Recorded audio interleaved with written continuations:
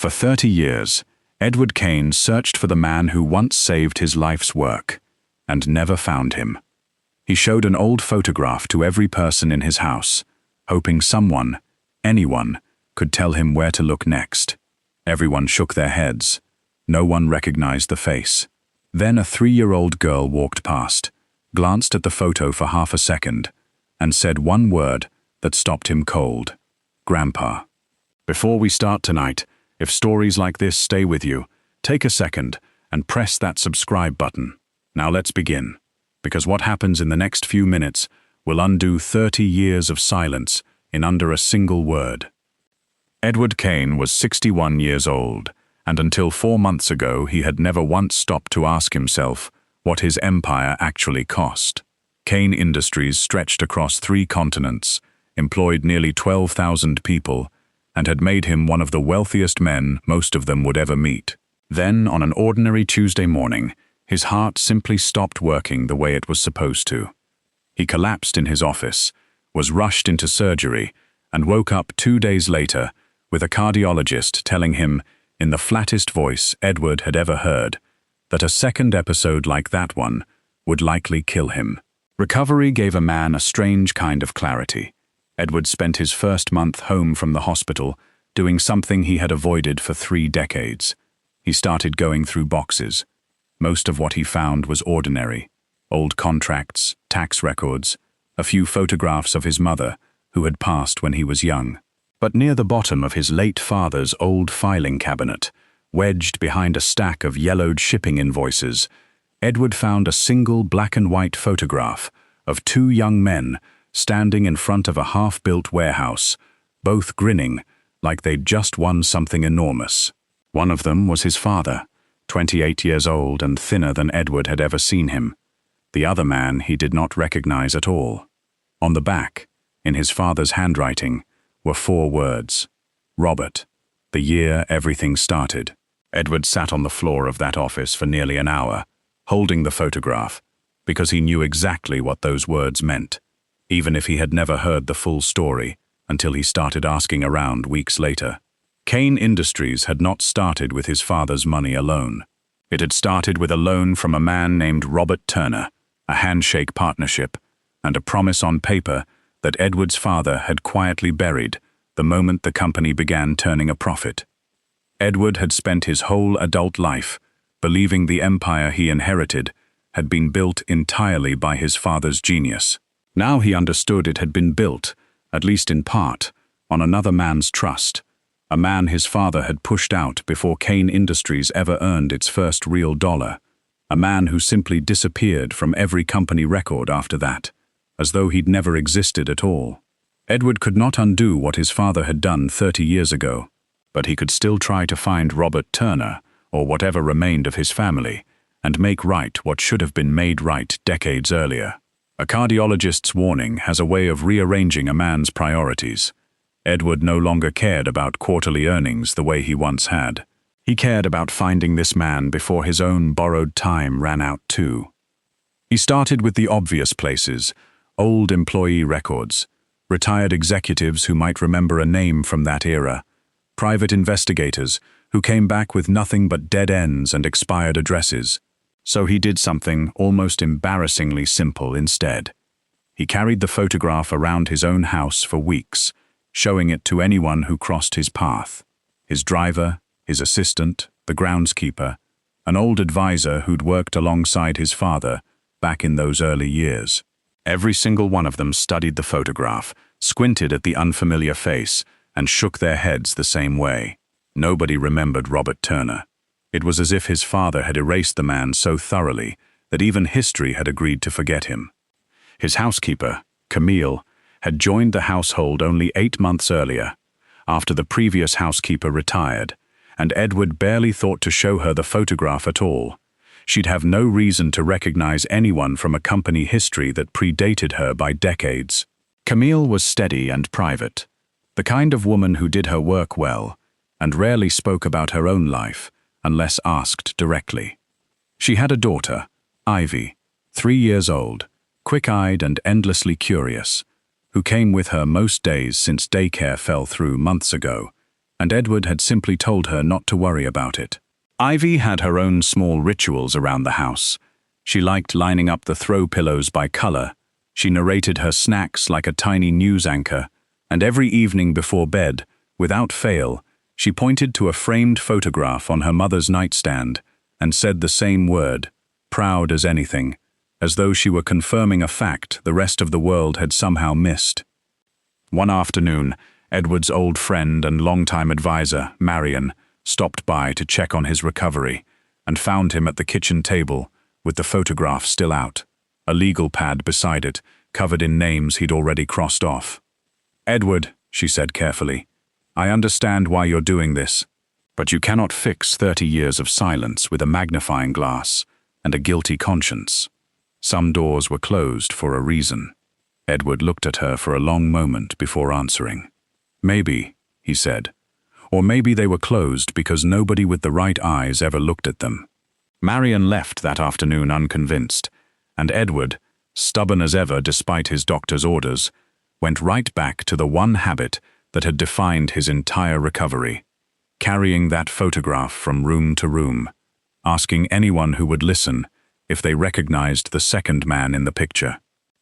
That evening, worn out from another long day of dead ends, Edward sat at the kitchen table while Camille finished tidying up, and Ivy played on the floor nearby with a set of measuring cups she'd claimed as toys. Out of habit more than hope now, he slid the photograph across the table toward no one in particular, murmuring to himself the same tired question he'd asked a dozen times that week. Ivy, without being asked, wandered over on her short legs, climbed halfway onto the chair beside him, and looked down at the photograph with the same unbothered curiosity she gave everything in that house. She studied the two young men in the picture for exactly as long as it takes a 3-year-old to decide something is worth saying out loud. Then she pointed one small finger directly at the stranger standing beside Edward's father and said the one word that made every hair on the back of Edward's neck stand up at once: "Grandpa." Edward sat frozen at the kitchen table, staring at his own housekeeper's daughter as though she'd just spoken in a language he'd never learned. "Ivy," he said carefully, "Sweetheart, do you know that man?" Ivy nodded, already losing interest, already reaching back for her measuring cups. "Grandpa," she said again, simpler this time, as if repeating herself should settle the matter entirely. Edward looked up at Camille, who had gone still at the counter, a dish towel forgotten in her hands, her face doing something between confusion and dawning alarm. "Camille," he said slowly, "why would your daughter call this man her grandfather?" Camille set the towel down and came to the table, and Edward watched something shift behind her eyes, the look of a person deciding, in real time, whether the last 8 months of her life were about to unravel. "That's my father," she said finally, her voice thinner than he'd ever heard it. "Robert Turner. He passed away almost 4 years ago, before Ivy was even born.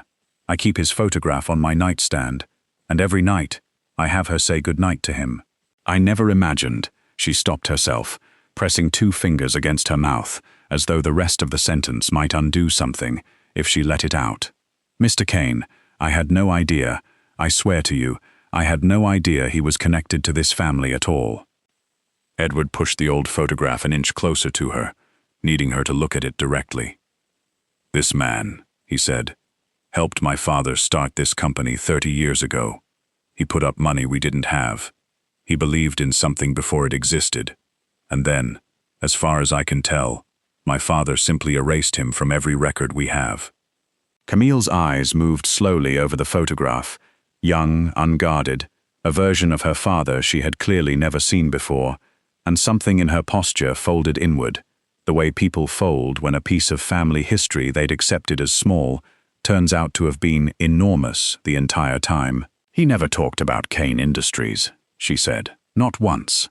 He talked about being cheated by a business partner years ago, someone who took what he built and left him with nothing but a promise on paper. He never said the name. I don't think he could bring himself to." The silence that followed felt different from any silence Edward's house had held in months.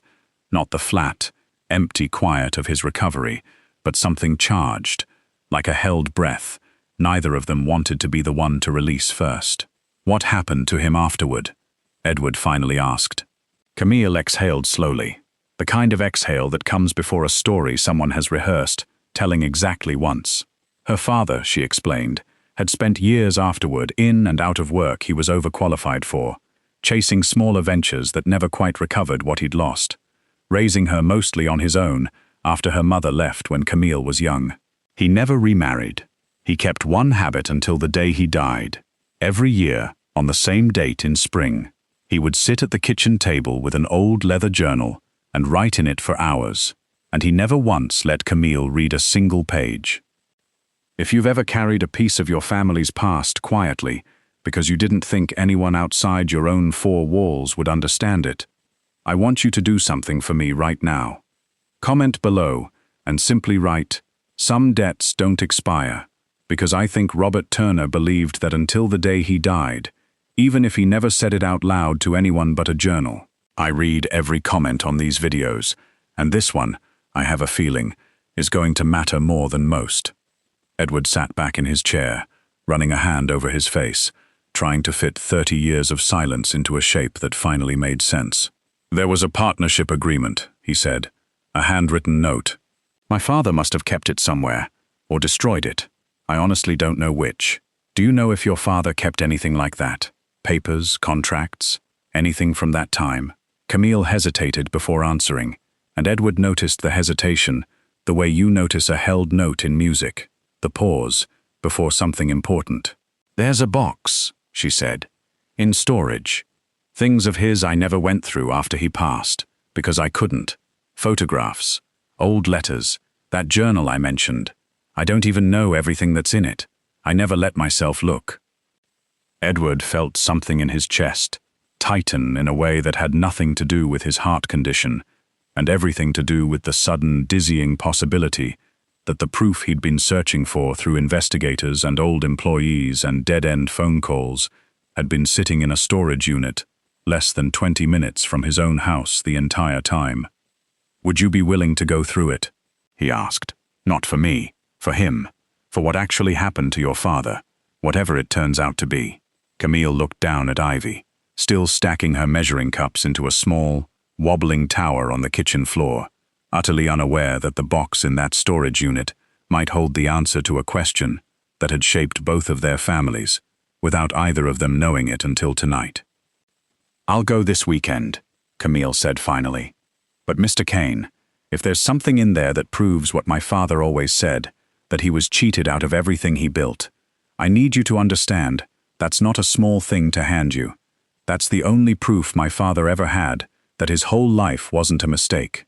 Edward nodded, and for the first time since his diagnosis, he felt something other than fear about the time he had left. What neither of them could have known, sitting at that kitchen table with a 3-year-old, stacking cups between them, was that somebody else in that house had been listening from the hallway just outside the kitchen door, and had heard every single word of it. Preston Vale had been standing just outside the kitchen doorway for nearly 10 minutes, one hand resting on the frame, listening to every word pass between Edward, Camille, and a 3-year-old girl who had just said a name he hadn't heard spoken aloud in almost 30 years. Preston was 53 now, Edward's chief operating officer for the last 11 of those years, and before that, a 22-year-old junior clerk in the finance department, the exact summer Robert Turner's name disappeared from every ledger at Kane Industries. He had stopped by that evening only to drop off a quarterly folder Edward's doctors had cleared him to finally review. He left instead with something far heavier tucked under his arm than any folder. Preston had built his entire career on being the man who protected Kane Industries from its own past. He had learned that skill early, back when a nervous young executive named Edward's father handed him a stack of old paperwork one afternoon and told him, in a tone that left no room for questions, to make certain none of it ever surfaced again. Preston had done exactly that, quietly, efficiently, the way a good clerk does whatever keeps the machine running smoothly. He had told himself for decades that he'd simply followed instructions, that the sin, if there was one, belonged to a man who'd been dead for 6 years and couldn't answer for it now. He had not expected that sin to come looking for him through the mouth of a toddler. That night, once the house had gone dark, and Edward had finally gone up to bed earlier than usual on his doctor's strict orders, Preston let himself into the study, under the easy cover of finishing up some files, a phrase the household staff had heard from him 100 times before without a second thought. He knew exactly which drawer to check, because he was the one who had filed the original documents there himself, back when Edward's father decided the safest place to hide a secret was in plain sight, buried under 3 decades of routine paperwork nobody would ever have a reason to open. The handwritten partnership note was still there, brittle at the folds. Robert Turner's signature faded but legible. Preston held it under the desk lamp for a long moment, long enough to read every line of a promise his old boss had never intended to keep, and then he folded it into his jacket and turned off the light. The next morning, Edward brought Camille into the study himself, eager despite his doctor's warnings, certain that between the photograph and whatever proof might still exist in his father's old files, they could piece together enough to finally make this right. He opened the drawer, expecting exactly what he'd glimpsed weeks earlier while sorting through boxes. Instead, he found only shipping invoices and tax records, undisturbed, arranged with the kind of careful precision that told him nothing had been searched, only removed. "It was here," Edward said, more to himself than to Camille, flipping through the same folders twice, 3 times, as if the paper might rearrange itself back into what he needed. "I saw it myself, weeks ago. I know I did." Camille stood beside him, watching his growing confusion turn into something colder and more focused, and for the first time since she'd started working in that house, she felt the particular unease of realizing a room had secrets that predated her, secrets still very much alive. Preston found her alone later that same afternoon, in the small laundry room off the kitchen, and his voice, when he spoke, was pleasant, in a way that made the words underneath it land harder. "Camille," he said, leaning against the doorframe with the ease of a man who belonged everywhere in that house. "I heard about your father.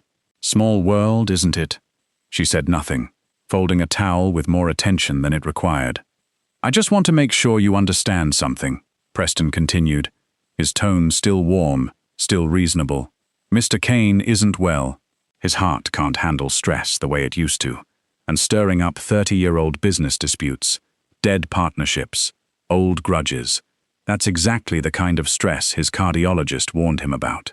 I'd hate for anyone in this house to be the reason something happened to him, and I'd hate for anyone in this house to find themselves suddenly unnecessary." He let the words sit there a moment, before straightening his jacket and walking away, leaving Camille standing perfectly still, with a towel in her hands, understanding with total clarity that she had just been threatened by a man who had smiled the entire time he did it.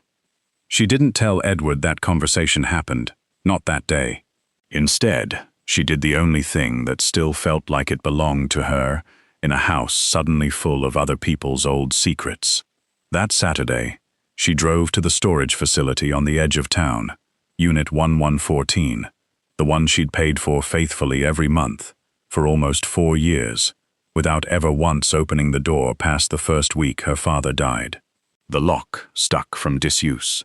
Inside sat exactly what she remembered leaving there: 3 cardboard boxes, a single armchair too worn to keep, and near the back, wrapped in an old wool sweater for protection, the leather journal her father had written in every spring, for reasons he never explained to her while he was alive. Camille sat down on the concrete floor of that storage unit, with the journal open across her knees, working backward through years of her father's handwriting, past entries about her own childhood, past entries about jobs that never lasted, until she reached pages from 30 years earlier, the ink darker, the handwriting less steady, clearly written by a much younger and much angrier man. She read one entry twice, before her stomach dropped entirely. Her father hadn't only written about being cheated by his business partner. He had written, in careful, furious detail, about a young clerk who had personally walked the paperwork through the office that final week. A clerk whose name her father had recorded in full, a name Camille had heard spoken warmly in that very house, not 24 hours earlier, by the same man who now signed his paychecks. Camille drove home from the storage unit with the journal on the passenger seat, one hand resting on it at every red light, as if it might close itself if she let go for too long. She didn't go straight to Edward.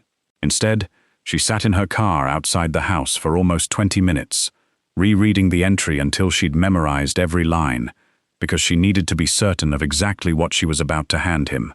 Her father's handwriting named the clerk plainly, Preston Vale, 22 years old, the one who carried the final paperwork through the office that last week, the one who never once looked her father in the eye while doing it.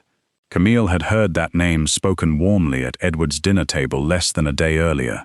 Now it sat on the page in her lap like something rotted. She found Edward in his study, still combing through the same undisturbed drawer, as though sheer persistence might change what wasn't there. She set the journal down in front of him, opened to the page, and watched his face change as he read his own trusted employee's name in a dead man's handwriting. Preston walked the paperwork through, Edward said slowly, testing the sentence like it might collapse under him. Preston was there. Preston knew exactly what my father did to your father, from the very beginning.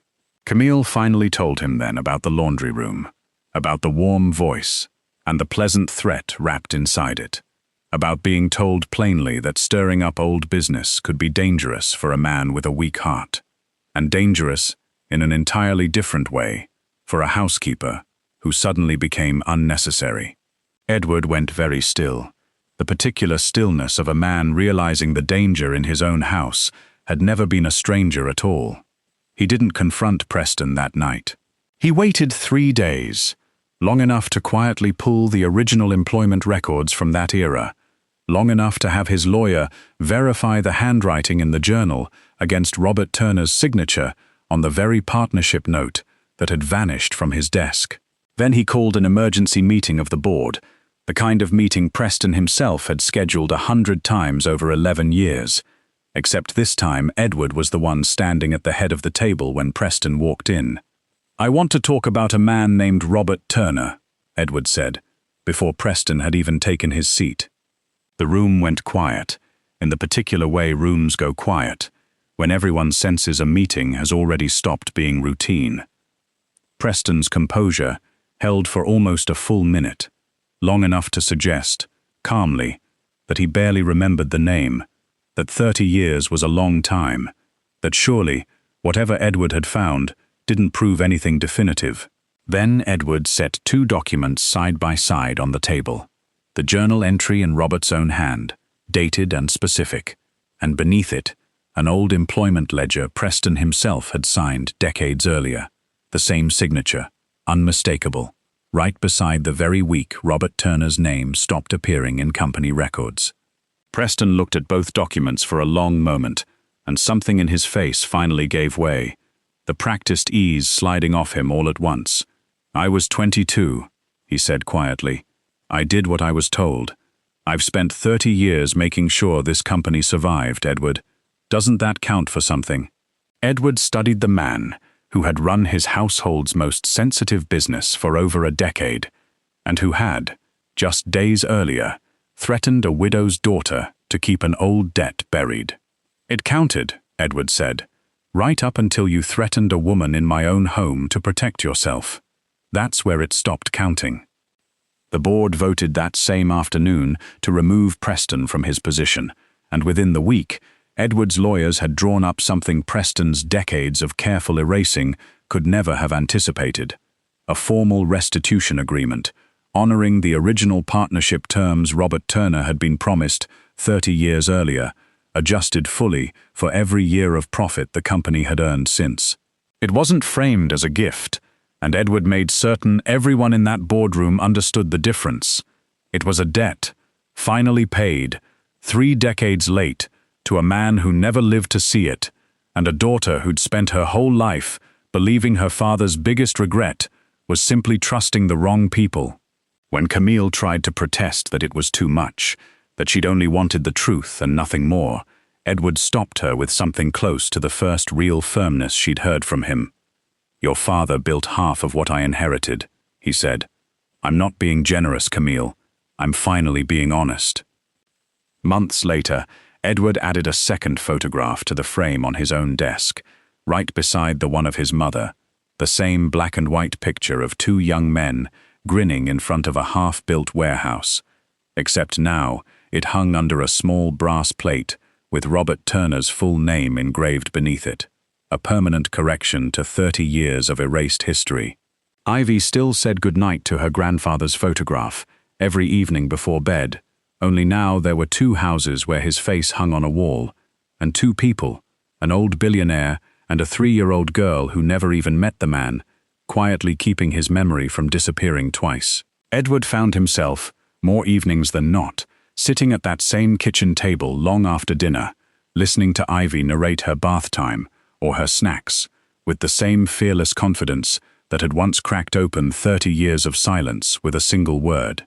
He understood now that some debts aren't measured in money at all, and that the ones worth paying are rarely the ones anyone expects to collect. If this story reminded you that the truth doesn't disappear just because someone powerful wants it to, and that sometimes it takes the smallest, most unguarded voice in the room to finally say it out loud, then subscribe before you go, so you never miss the next story like it. Somewhere out there, another old photograph is still waiting for someone brave enough, or young enough, to finally say the name everyone else forgot.